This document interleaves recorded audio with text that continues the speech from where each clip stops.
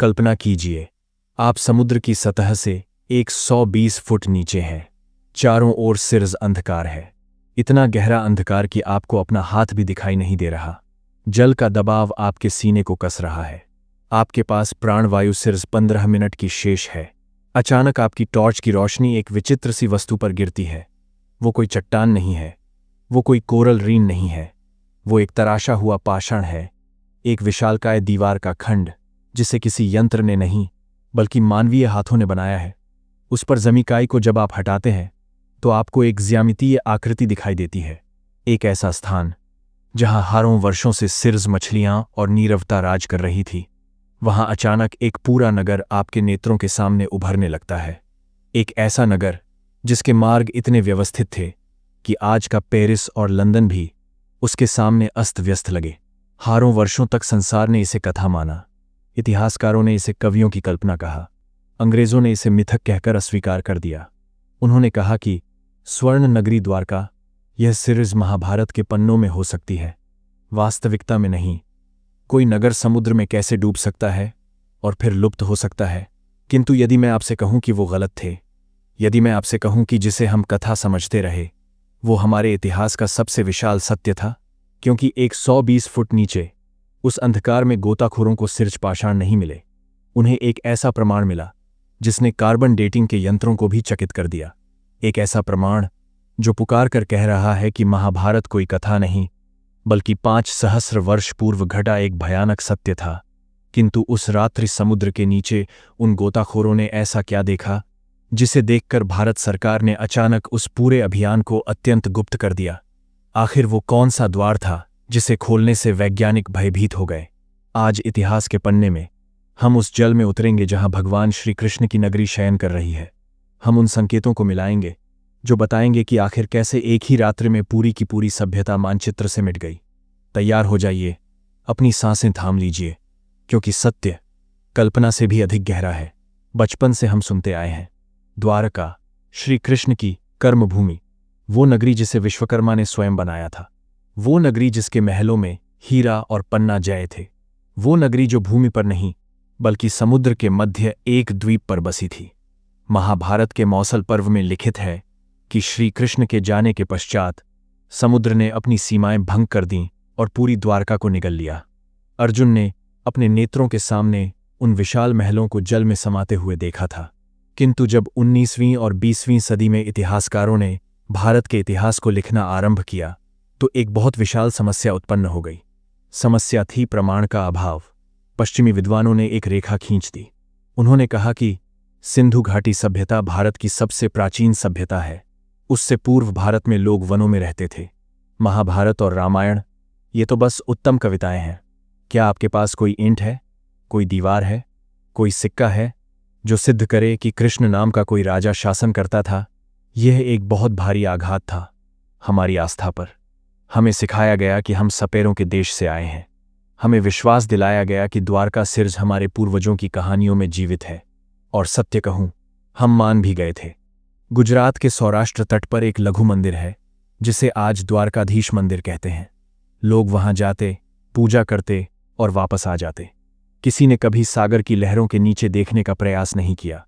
किंतु कहते हैं ना, सत्य को आप चाहे जितना भी गहरे जल में दबा दो, वो तैरकर ऊपर आ ही जाता है। कहानी में नवीन अध्याय आया वर्ष 1963 में, फिर 1979 में। भारत के एक प्रसिद्ध पुरातत्वविद थे डॉ. राव। उन्हें फादर ऑफ मरीन आर्कियोलॉजी कहा जाता है। डॉ. राव द्वारका को खोजने नहीं निकले थे। वो तो बस वहां के तटीय क्षेत्रों में कुछ सामान्य खुदाई कर रहे थे। उन्हें लगा था कि संभवतः कोई छोटा बंदरगाह मिल जाएगा। किंतु तभी खुदाई के दौरान उन्हें एक दीवार मिली। यह दीवार भूमि के ऊपर नहीं थी, यह दीवार रेत के नीचे दबी हुई थी।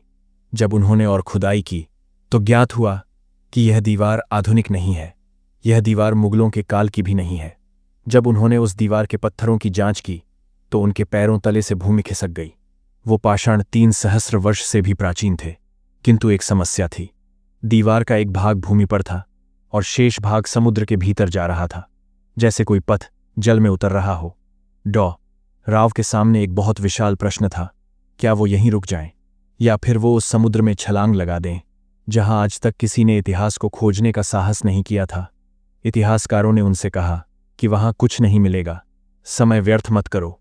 किंतु डॉ राव के मस्तिष्क में महाभारत का वो श्लोक गूंज रहा था कि समुद्र ने मर्यादा भंग की और नगर को डुबो दिया। उन्होंने जोखिम लिया।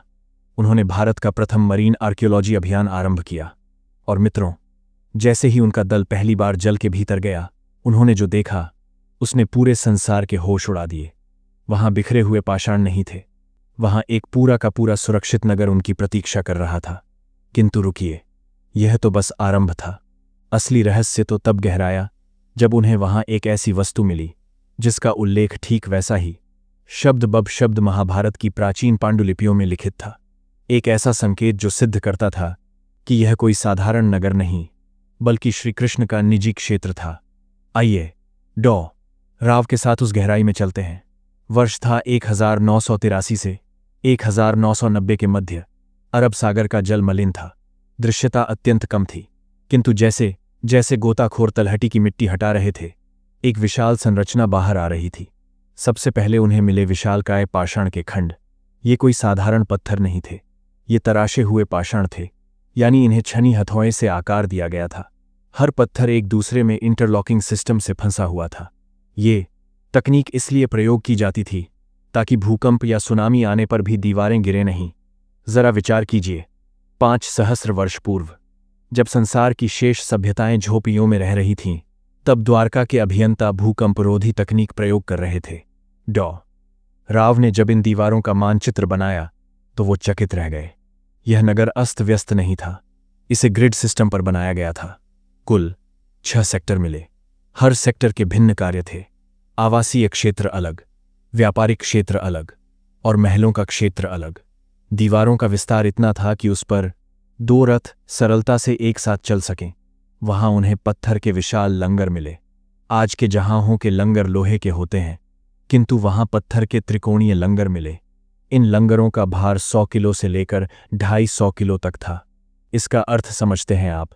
इसका अर्थ यह है कि द्वारका में जो जहां आते थे वो छोटी नौकाएं नहीं थीं, वो विशालकाय व्यापारिक जहां थे।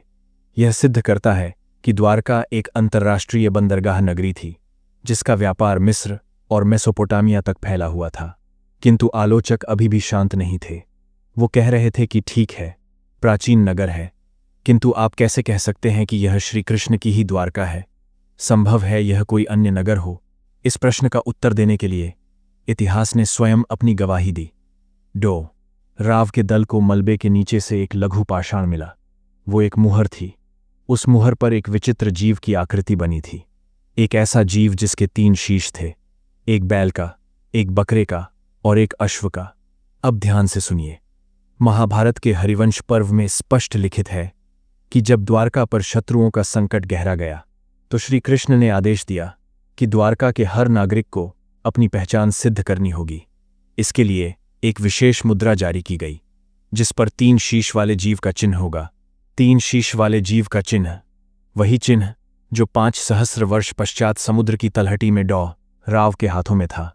यह कोई संयोग नहीं हो सकता। यह वो प्रमाण था जिसने यह पुष्टि कर दी कि यह वही नगरी है जिसके राजा योगेश्वर कृष्ण थे। मुहर मिल गई, दीवारें मिल गईं, किंतु एक प्रश्न अभी भी डॉ राव को व्यथित कर रहा था। यह नगर डूबा कैसे? महाभारत कहती है कि एक श्राप के कारण, गांधारी का श्राप, किंतु विज्ञान श्राप को नहीं मानता। विज्ञान को कारण चाहिए। जब वैज्ञानिकों ने उन पत्थरों और वहां की मिट्टी की जांच की तो उन्हें विनाश के ऐसे संकेत मिले जो रोंगटे खड़े कर देने वाले थे। द्वारका धीरे धीरे नहीं डूबी थी। जल का स्तर इंच दर इंच नहीं बढ़ा था, बल्कि एक ही क्षण में, एक ही झटके में समुद्र ने एक राक्षस की भांति अपना मुख खोला था और सब कुछ निगल लिया था। आइए उस दिवस की कल्पना करते हैं। महाभारत का युद्ध समाप्त हो चुका है। 36 वर्ष बीत चुके हैं। हस्तिनापुर में युधिष्ठिर राज कर रहे हैं, किंतु द्वारका में सन्नाटा है। यादव कुल आपस में संघर्ष करके समाप्त हो चुका है। श्री कृष्ण अपनी लीला पूर्ण कर चुके हैं। अर्जुन द्वारका आते हैं ताकि बचे हुए बुजुर्गों, महिलाओं और बच्चों को हस्तिनापुर ले जा सकें। मौसल पर्व में लिखित है कि अर्जुन ने देखा कि समुद्र अचानक पीछे हटने लगा। नीरवता छा गई, पक्षी चले गए और फिर एक पर्वत जैसी लहर आई। आज की भाषा में हम इसे क्या कहते हैं जब समुद्र पीछे हटता है और फिर पर्वत बनकर लौटता है? सुनामी। किंतु क्या 5 सहस्र वर्ष पूर्व इतनी विशाल सुनामी आई थी? जब भूवैज्ञानिकों ने उस क्षेत्र का अध्ययन किया तो उन्हें चौंकाने वाले आंकड़े मिले। लगभग 1500 ईसा पूर्व से 3000 ईसा पूर्व के मध्य पूरे संसार में समुद्र का स्तर तीव्रता से बढ़ा था, किंतु द्वारका के विषय में यह सिर्फ स्तर वृद्धि नहीं थी। राव और उनके दल को दीवारों पर तीव्र बहाव के संकेत मिले। विशाल पाषाण ऐसे बिखरे हुए थे जैसे उन्हें किसी ने ताश के पत्तों की भांति वायु में विलीन कर दिया हो। यह विनाश सिर्फ एक वस्तु कर सकती है, एक विशालकाय सुनामी। कुछ वैज्ञानिक मानते हैं कि उस समय बहरीन या मकरान तट के समीप एक अत्यंत विशाल भूकंप आया होगा। उस भूकंप ने अरब सागर में हलचल मचा दी होगी, और चूंकि द्वारका समुद्र के एकदम किनारे एक द्वीप पर बसी थी, वो प्रथम शिकार बनी। अर्जुन का वो वर्णन कि मैंने देखा कि जिन महलों में कल तक उत्सव होते थे वो मेरे नेत्रों के सामने जलमग्न हो गए, यह कोई कविता नहीं बल्कि एक प्रत्यक्षदर्शी का बयान है। विचार कीजिए उस दृश्य का। आज हम टाइटैनिक को देखने के लिए इतना रोमांचित होते हैं, किंतु भारत के पास अपना टाइटैनिक है जो उससे 100 गुना विशाल है, 100 गुना प्राचीन है। टाइटैनिक तो बस एक जहां था, यहां पूरा का पूरा महानगर जल की समाधि में सो रहा है। किंतु मित्रों, गाथा यहां समाप्त नहीं होती।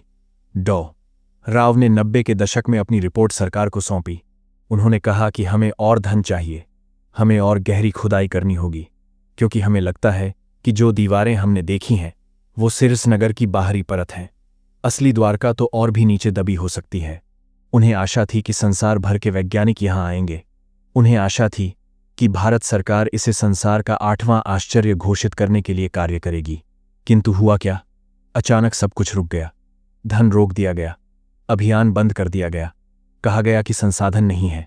क्या सत्य में संसाधन नहीं थे, या फिर उन्हें वहां कुछ ऐसा मिल गया था जो हमारे इतिहास की पुस्तकों को सदैव के लिए बदलने वाला था? कुछ ऐसा जो आर्यन इन्वेजन थ्योरी को ध्वस्त कर देता, क्योंकि 2001 में द्वारका से कुछ ही दूर खंभात की खाई में कुछ ऐसा हुआ जिसने वॉशिंगटन से लेकर लंदन तक के इतिहासकारों की निद्रा उड़ा दी। वर्ष 2001। भारत की एक संस्था NIOT समुद्र में प्रदूषण की जांच कर रही थी। वो इतिहास नहीं खोज रहे थे, वो सोनार तरंगें भेज रहे थे समुद्र के नीचे। तभी उनकी स्क्रीन पर कुछ आकृतियां उभरीं। 9 किलोमीटर लंबी नदी समुद्र के नीचे, और उस नदी के किनारे एक नगर, एक ऐसा नगर जो हप्पा और मोहनजोदड़ो से भी विशाल था। और जब वहां से निकाले गए एक काष्ठ के खंड की कार्बन डेटिंग की गई तो जो दिनांक सामने आई उसने वैज्ञानिकों को पसीना ला दिया। वो दिनांक थी 7500 ईसा पूर्व, यानी आज से लगभग 9500 वर्ष पूर्व। इसे समझने का प्रयास कीजिए। हमें सिखाया जाता है कि मिस्र के पिरामिड 4500 वर्ष प्राचीन है, सिंधु घाटी सभ्यता 5 सहस्र वर्ष प्राचीन है, और यह नगर, यह उनसे भी 4-5 सहस्र वर्ष पूर्व वहां उपस्थित था। हालांकि यह मूल द्वारका से किंचित दूर है, किंतु यह सिद्ध करता है कि भारत के पश्चिमी तट पर हजारों वर्ष पूर्व एक अत्यंत विकसित सभ्यता उपस्थित थी। यह खोज इतनी विशाल थी कि यह आर्यन इन्वेजन थ्योरी को कचरे के पात्र में डाल देती है। अंग्रेजों ने कहा था कि आर्य बाहर से आए थे लगभग 1500 ईसा पूर्व में, और उन्होंने ही भारत को सभ्यता सिखाई। किंतु यदि 9500 वर्ष पूर्व भारत में इतना विकसित नगर था, तो फिर बाहर से कौन आया? हम तो यहीं थे, हमारी जड़ें यहीं थीं। संभवतः यही कारण था कि इस खोज का इतना विरोध हुआ। पश्चिमी इतिहासकारों ने कहा कि यह काष्ठ का खंड वहां बहकर आया होगा। यह नगर नहीं, प्राकृतिक चट्टानें हैं। किंतु सोनार के चित्र असत्य नहीं बोलते। वहां सोपान थे, वहां मंदिर जैसे भवन थे, वहां जल निकासी व्यवस्था थी। प्रकृति चौकोर ईंटें नहीं बनाती, प्रकृति 9 किलोमीटर लंबे सीधे मार्ग नहीं बनाती। अब राव की द्वारका और इस खंभात की खोज को मिलाकर देखिए। महाभारत में प्रथम द्वारका और द्वितीय द्वारका का उल्लेख आता है। श्री कृष्ण ने जिस द्वारका को बसाया था वो एक प्राचीन नींव पर बसाई गई थी, कुशस्थली। ग्रंथों में लिखित है कि कृष्ण के आने से पूर्व वहां कुशस्थली नाम का एक प्राचीन उजा हुआ नगर था। क्या खंभात में मिला वो नगर ही कुशस्थली था? और क्या राव को मिली दीवारें श्री कृष्ण द्वारा बसाई गई नई द्वारका थीं? सारे संकेत मिल रहे हैं। समुद्र का विस्तार जो 9 सहस्र वर्ष पूर्व आरंभ हुआ, नगरों का डूबना, पहले खंभात डूबा, फिर लोग ऊंचे स्थानों पर गए, नई सभ्यता, फिर द्वारका बसाई गई जो 5 सहस्र वर्ष पूर्व फिर से एक सुनामी में डूब गई। यह एक जल चक्र है जिसने भारत के इतिहास को बनाया और मिटाया। किंतु यहां एक वेदनापूर्ण सत्य भी है। डॉ.एस.आर. राव अब हमारे मध्य नहीं है। अपनी अंतिम श्वास तक वो सरकार से प्रार्थना करते रहे कि मुझे द्वारका में जल के भीतर संग्रहालय बनाने दो, संसार को देखने दो कि हमारी विरासत क्या है। किंतु फाइलों के बोझ तले वो स्वप्न दब गया। आज भी जब कोई पर्यटक द्वारका जाता है तो वो मंदिर के दर्शन करके लौट आता है। उसे ज्ञात ही नहीं होता कि असली रोमांच तो उसके चरणों के नीचे उस नीले जल की गहराइयों में दबा स्थित है। विचार कीजिए, यदि मिस्र के पिरामिड समुद्र के नीचे होते तो क्या वहां की सरकार शांत बैठती? नहीं, वो वहां पनडुब्बियां उतार देती, वो उसे संसार का सबसे विशाल पर्यटन स्थल बना देती। तो फिर हम क्यों मौन हैं? किंतु मित्रों, आशा अभी समाप्त नहीं हुई है। हाल ही में कुछ नवीन हलचल हुई है। बेट द्वारका में, जो मुख्य द्वारका से कुछ दूर एक टापू है, वहां नवीन खुदाई आरंभ हुई है और वहां से जो मिल रहा है वो फिर से इतिहास को चुनौती दे रहा है। वहां शंख के विशाल कारखाने मिले हैं। महाभारत में श्री कृष्ण के शंख का नाम पांचजन्य था। द्वारका शंख उद्योग का केंद्र था। पुरातत्वविदों को वहां हारों वर्ष प्राचीन शंख के कारखाने मिले हैं। और सबसे महत्वपूर्ण बात, अब सरकार सबमरीन टूरिज्म की योजना बना रही है। जी हां, आपने सही सुना। बहुत शीघ्र संभवतः आप और मैं एक पनडुब्बी में बैठकर कांच के झरोखे से उस स्वर्ण नगरी को अपने नेत्रों से देख पाएंगे। हम उन दीवारों को देख पाएंगे जिन्हें कभी स्वयं भगवान श्री कृष्ण ने स्पर्श किया था। जरा विचार कीजिए उस क्षण के विषय में। जब आप जल के नीचे उस प्राचीन पाषाण को देखेंगे तो आपको सिर्फ पत्थर नहीं दिखेगा, आपको वो क्षण स्मरण आएगा जब अर्जुन ने यहां उपस्थित होकर विलाप किया था। आपको सुदामा का स्मरण आएगा, आपका पूरा जान था, पत्थरा सामन था, जो इसी नगर के मार्गों पर अपने मित्र कृष्ण को खोजते हुए आए थे। आपको वो 56 करोड़ यादवों का वैभव दिखेगा जो एक श्राप और एक लहर ने मिटा दिया। यह सिरजेंट पत्थर नहीं है, यह हमारी पहचान है। यह प्रमाण है कि हम सिर्ज 70-75 वर्ष पुराना राष्ट्र नहीं है। हम 5 सहस्र वर्ष प्राचीन, जीवित और जागृत सभ्यता हैं, जिसे समुद्र डुबो तो सका किंतु मिटा नहीं सका।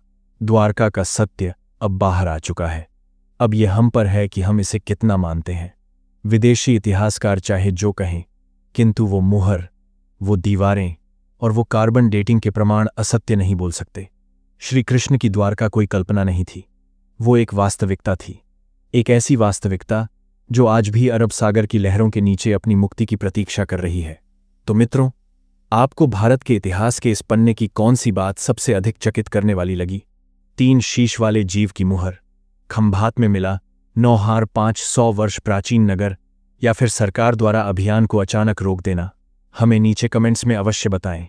मैं हर एक कमेंट पढ़ूंगा।